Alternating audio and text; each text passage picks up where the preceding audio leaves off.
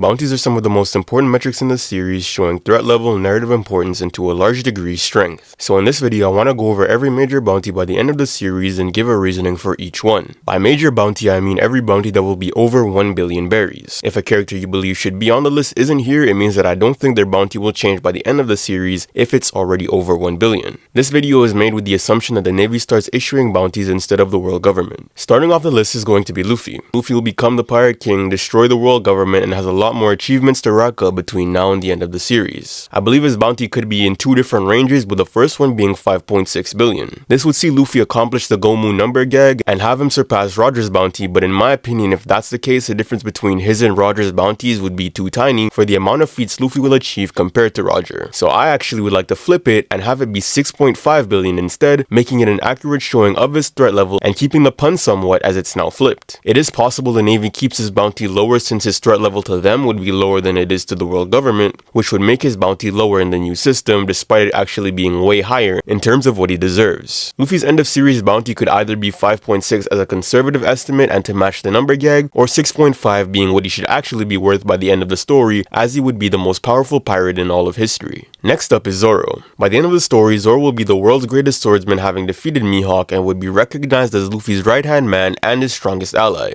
He also has a lot of great achievements to accomplish in the future in fighting a Gorosei as well as an admiral. Zoro would have also defeated Shiryu or Aokiji depending on who he fights when he faces Blackbeard, which would see him get a decent bump as both are important figures to the Navy as far as strength goes. Zoro's bounty will for sure surpass Mihawk's by the end of the story, which is why I believe his end of series bounty will be 3.62 billion, surpassing Mihawk's 3.59, and I don't really see Zoro ever breaking into 4 billion territory unless Luffy gets 6.5 billion, and even then that's just making big numbers bigger for the sake of them being bigger. 3.6 I believe is a fair number for Zoro at the end of the series. It leaves a nice gap between him and Luffy regardless of if he gets 5.6 or 6.5, and it still makes him by far the greatest threat any non-captain crew member could possibly be, as Mihawk currently has the highest non-pirate captain bounty we've seen so far. Coming in third on the list is Sanji. Sanji will be recognized as the left hand of the Pirate King by the end of the series, similar to Gaban. He will also accomplish more great things in the future through fighting a Gorosei and an admiral, and by virtue of both Zoro and Luffy getting larger increases, his increase will also be comparable to theirs as well. Sanji's bounty in my opinion should be 3.5 billion flat, slightly under Mihawk's but close enough to Zoro's for there to still be a gag, as there's only 120 million difference. If you think Sanji surpasses Mihawk's current bounty, then I could see it being 3.61 while Zoro's at 3.62,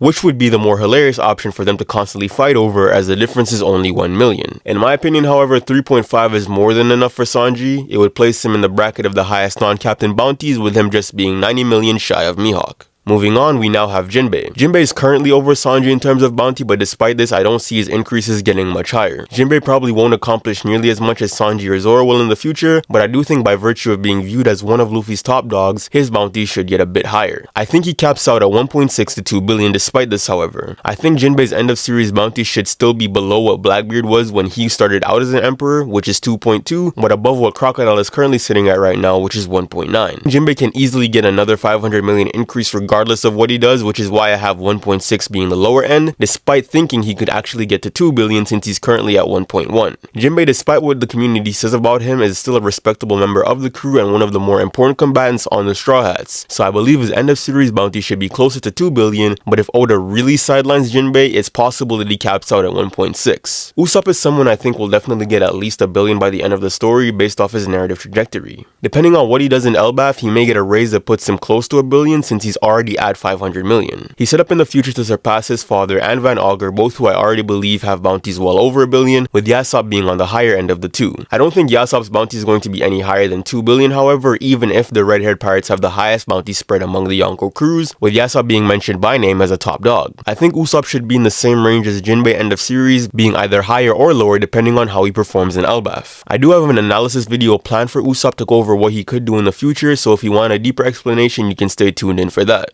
I do believe Usopp will perform well in Elbaf despite what we're seeing right now, and will have a bounty close to 2 billion by the end of the series, surpassing his father, who I think is at least over 1.5. If Yasopp's bounty is lower than that, then I think Usopp should be about 300 million more than wherever Yasopp ends up being, placing him at around 1.5 to 2 billion. The reason I'm giving ranges instead of exact numbers is because I think it's more productive for discussion, rather than acting like I'm Nostradamus and trying to predict every bounty down to the million. Last for the current Straw Hats is Robin. Robin's bounty increase in my opinion comes from her role in Luffy finding the One Piece and her being a pretty decent combatant on the Straw Hats, with her demonial fleur now giving her a more competitive edge in higher level matchups. She's practically already at $1 billion right now with a bounty of 930 million, so I can see her ending the series with either 1.1 or 1.3 billion. I don't think her bounty should surpass Whole Cake Island Luffy's 1.5 because that's the point when the world started seeing Luffy as a candidate for Emperor. I believe everyone above 1.5 billion should be considered a candidate for Emperor if they were to start their own crew, which is why I have Usopp in that range end of series but not Robin. Now this is the start of the more interesting characters. Loki's current bounty is 2.6 billion, but I think we'll definitely be seeing more of him going forward. Regardless on if he joins Luffy as a crew member or on the Grand Fleet or decides to join Blackbeard, I don't think Loki's bounty will increase too much, probably capping around 3.1 to 3.3 billion. I don't think we should have a whole bunch of people at the end of the series with bounties in the range of Mihawk, Buggy, and current Luffy, but Loki is definitely a character deserving of that threat level if he were to receive it. Keeping it with the Giants, I have Hajrudin up next. Hajrudin being Loki's brother and the son of King Harold, as well as the current captain of the new Giant Pirates, the only time they've had a singular captain instead of co-captains, I believe should easily pass $1 billion by the end of the story, even if we don't get confirmation for it. Hajrudin in my opinion will get some strength boosts in Elbaf to have him compete with Loki, as Oda is now placing more emphasis on him. Oda wouldn't have Hajrudin be revealed as the son of Harold if he wasn't going to get some sort of parallel to his father in some way, and seeing as his father was so monstrous, I believe he will do his father proud. After Elbaf, I don't see Loki joining the Straw Hats, but instead being a co-captain of the new Giant Pirates with Hajrudin, fulfilling Harold's wish of seeing his two sons together. These two I believe should be the strongest Giant Pirate captains in history, as they will be flying the banner of the strongest pirate in history. Seeing as all the Giant Pirate captains are comparable to each other in terms of bounty, I think Hajrudin will get 3 billion to 3.2 billion, being slightly lower than Loki because while he will be a powerful giant, Loki just looks more intimidating from an eyesight perspective as he's almost 3 times Hajrudin's size. But since Hajrudin was the original captain, his bounty will be in the same range. Now this isn't a bounty he'll get for the post end of series, but one he's going to get by the time he reaches his final battle. I see Blackbeard going absolutely crazy in the future of the story. He'll more than likely pack up Shanks and decimate the red-haired pirates after they meet Luffy, as well as wage war directly on the world government following in his father's footsteps. Blackbeard's bounty will probably be the highest one of any pirate alive until Luffy defeats him, and I think it will almost certainly get close to Roger's 5.5 billion. His bounty will definitely surpass Whitebeard's as they have the same fruit and he essentially filled his spot as an emperor, so after all the things Blackbeard will do by the end of the series, I think he'll end up receiving a bounty in the range of 5.1 to 5.3 billion. Not quite surpassing Roger's but getting very close to it. In all honesty, it depends on what Rox's bounty was, and I don't think Rox's bounty surpassed Roger's simply due to the fact that the One Piece is the one thing that the world government doesn't want anyone to find out about. Rox was a threat because he was strong and wanted to destroy the government, which is a different type of flirt than what Roger has, as his is a type of destruction that you can't beat by simply being stronger. Blackbeard should definitely surpass Rox's bounty, whatever that may be, and I think Rox for sure has a bounty over 5 billion at least by the time of God Valley. Speaking of Rox, I also want to include him in the discussion as his bounty is one we're going to find out as well. Rox's bounty I believe is around 5.1 billion as he was the greatest threat to the government during his time. His bounty being that high makes sense to me as it's slightly higher than Whitebeard's but not as high as Roger's. As Roger finding the One Piece would make him a bigger threat as information is a much more dangerous weapon to have in the government's eyes versus simply being a strong menace. An example I can give for this is the fact that Robin had a greater starting bounty than Kaido when they were children, despite Kaido as a child probably still being stronger than Robin is to this day. Another figure from the old era whose bounty I believe we'll find out in the future is Shiki's. Shiki was considered a rival to Roger and possessed a massive fleet. If he was an active pirate during the time of the Great Pirate Era, he would certainly be considered an emperor. Shiki is a much more active threat to the government than Big Mom was, as he was constantly out seeking the ancient weapons and more than likely also wanted to raise hell just like Rox did. With him being one of Roger's greatest rivals and someone who even Garp and Sengoku saw as a threat, I believe Shiki's bounty would be 4.5 billion. Slightly lower than Kaido's as Kaido does have a stronger army than Shiki and better territory with Wano, but larger than Big Mom's as his massive fleet and his prestige from being one of Roger's few rivals should give him a threat level high enough to surpass hers, especially since they were both active as great pirates in the same generation, with Shiki surpassing her previously.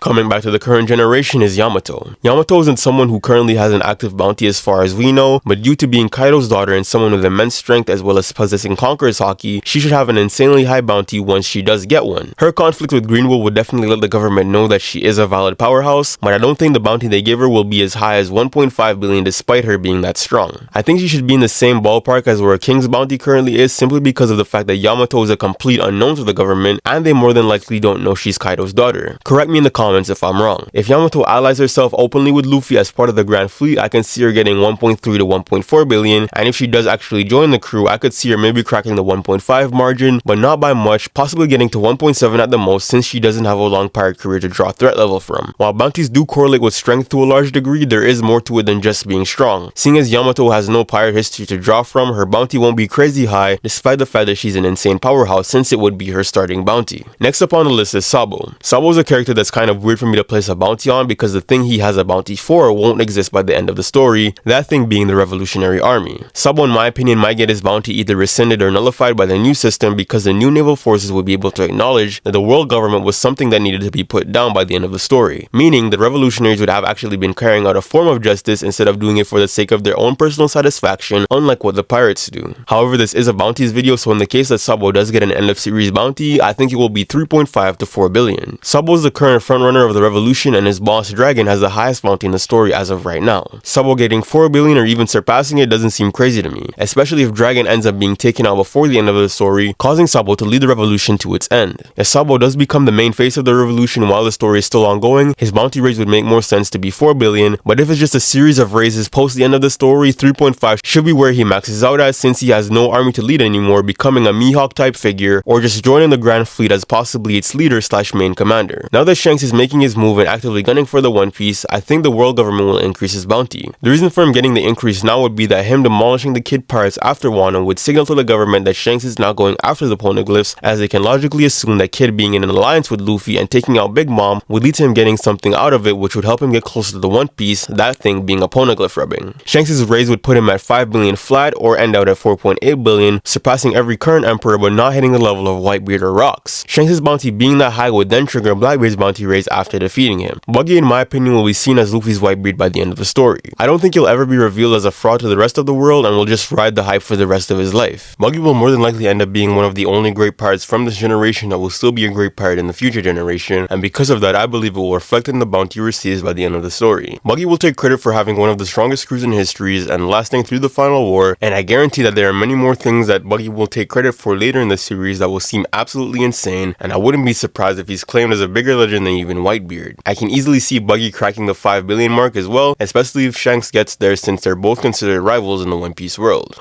Next from Cross Guild is Crocodile. Crocodile is the mastermind behind Cross Guild and is one of the top dogs under Buggy as far as the world is concerned. Crocodile will more than likely do his own thing after the end of the story, becoming one of the new emperors in a sense, and his bounty will reflect this new empire as well as his now growing strength. I can see Crocodile ending the series with 3.8 billion, surpassing current Buggy and Mihawk's threat level, but not scratching the level of the true emperor since I don't see him ever getting powerful enough to compete with them, being more of a worldwide mafia boss with underworld connections similar to what Big Mom was. Finishing all the former warlords is Doflamingo. Doflamingo's threat level is about to skyrocket pretty quickly, especially with Emu and the Holy Knights currently on the move, and all their secrets being at the perfect time to reveal. This would end up causing Doflamingo's bounty to shoot up the moment he escapes Impel Down, which I think is going to be happening very soon. I could see him reaching 2.5 billion easily, but staying under 3 billion since he wouldn't be coming back as a captain. I don't see him on the threat level Luffy, Kid, and Law were at by the end of Wano, or in the same strength tier as any of the admirals or guards. Him being at 2.5 would place him above Blackbeard's first bounty, which I think is fair for the secret he's holding, especially if he joins Cross Guild. The reason I have his bounty being so high is because Doflamingo is a character that Oda places a great degree of emphasis on, and him joining Buggy will just push his and Buggy's legend even more. With Hancock's bounty being as high as it is currently, it's only natural that Doflamingo should be a good degree higher than hers once he does escape. Ending off the non-captain bounties is going to be Shiryu. Shiryu's current bounty is unknown, but I wouldn't be surprised if it's already above 1 billion. Shiryu is someone I see getting a nice bump once Blackbeard starts going crazy via being seen as one of his top officers. Not someone I ever see really cracking 2 billion though, more than likely in the 1.5 to 1.7 range. I don't have Aokiji on the list because I don't think his bounty will increase regardless of what Blackbeard does, but I think his current bounty is 3 billion just like the Cross Guild Admiral's bounties are. Ending up the main list is going to be Katakuri. Katakuri is another one of the pirates that would be considered in the realm of the new gen emperors once Luffy becomes Pirate King. Yes, I know the emperor category wouldn't exist once Luffy becomes Pirate King, but Katakuri would still be considered one of the top dogs of the new world. Katakuri is poised to take over Big Mom's empire, and with him having Conqueror's Haki, Advanced Conquerors isn't out of his future either. I could see him having a bounty slightly lower than Big Mom's due to him having less power, but still cracking 4 billion, if not getting just shy of it with 3.9 billion. Katakuri by the end of the series will still be stronger than Crocodile, so if he's at 3.8, I think Cat should be a little bit higher at 3.9 to 4 billion, as Shanks is currently at 4 billion and 48 million. The honorable mentions are for characters who I'm not sure will actually return to the story or if they'll actually even be issued a bounty. Kid, if he returns, is going to be considered one of Luffy's rivals, probably similar to how Shiki was considered when Roger was alive. If he comes back and gets a Haki Bloom after the Shanks loss, I could easily see him getting Advanced advanced Conqueror's Haki. Easy 4 billion to 4.3 billion for Kid by the end of the story since he's already at 3 billion. In the range of current Shanks and Big Mom, but less than Kaido as he doesn't have a large fleet and great territory as yet. Same as Kid, Law could possibly get advanced Conqueror's Haki in the future if he returns, as it isn't completely out of the question just yet, because if Zoro can bloom his so quickly, then Law has a possibility to as well. Law also has more techniques with his Duffel Fruit that he can master, and since his fruit was being bargained at 5 billion, I could see him getting to 4 billion easily if he does return for the end of the story. By proxy of being Kid's right hand and possibly one of the people who Zoro will be clashing with in the future once he becomes the world's greatest swordsman, I could easily see Killer passing the 2 billion mark since his and Kid's dynamic is more similar to that of Rayleigh and Roger and Luffy and Zoro's rather than the way the other right hands get treated. Kid at 4 billion and Killer at 2 definitely feels right to me, especially since he should also get a nice little Haki bloom since he also got pieced up by Divine Departure, which I think Oda did to give him a nice strength bump if the Kid Pirates ever do come back. Just like Killer, I think Beppo will also get the right hand man tax by the end of the story. I know he has a gag bounty right now, but with him having automatic Sulong, possibly being able to do it without the drugs in the future, as well as Law getting future increases, I can see Beppo getting a 1.5 billion bounty. Not quite scratching 2 billion since I believe his and Law's dynamic is more similar to that of Marco and Whitebeard or King and Kaido, but for sure being up there. I don't see the right hand man of Trafalgar Law having a bounty that low forever, especially since it would be easier to verify whether or not you caught Beppo or some random polar bear as Law gets more and more infamous. Ending out the honorable mentions is Momonosuke. The reason I have Momonosuke on the list is because Oden was also considered a pirate to some extent by sailing on Roger's crew. I think he'll be a more direct member of the Grand Fleet than any other leader of a nation would be, and with him having one of the greatest potentials in the series with Kaido's Devil Fruit and Oden's physique, I could see him getting a bounty over 1.5 billion, possibly getting past 2 billion, depending on what he does in the final war. The reason I have Momo in the honorable mentions is because it's quite possible the Navy doesn't give him a bounty, seeing as he would be the leader of Wano, which would be